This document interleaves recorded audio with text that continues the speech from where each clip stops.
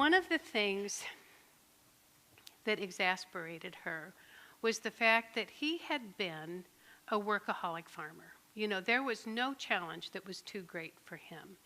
And the stroke changed his personality. And he became depressed and despondent and uncooperative when it came to doing exercises. And she would try to convince him, she would cajole him, and she would try to coerce him into doing his exercises. He wouldn't do it. But then a friend recommended that he get some outside physical therapy.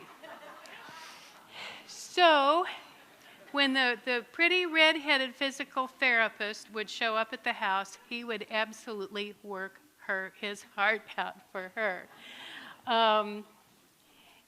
And he improved enough that they started going to an exercise class at the hospital. And in the beginning, Mom said, you know, I don't know why we bother. She said, he can only do about half of the exercises. He can't do half of them at all, and the other half he does incorrectly, so I don't know if it's even worth the effort of getting in there. And she said, and the instructor is just so chatty. You know, when we go in, she wants to know, how's everybody doing? What did you do over the weekend? What do you have planned for the day? And she said that she doesn't make them work, she just talks to them, you know, most of the time. But he improved. And then one day he was able to walk from the car into the hospital without his cane. And everybody cheered him on. And I just want you to stop and think for a moment how that must have felt to him. He often talked about how he wanted to be with people and how he enjoyed company, except for the fact that he could no longer form what he wanted to say, the conversation in his mind. By the time he would form it, the conversations had moved on, and he couldn't even participate. And that was so depressing to him.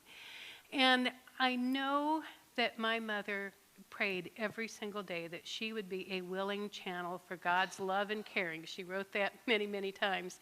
And yet I know that there were times when he had to see in her eyes what she saw when she looked at him. And she said there were times that what she saw was just a repulsive old man and not at all the Quentin she had known and loved.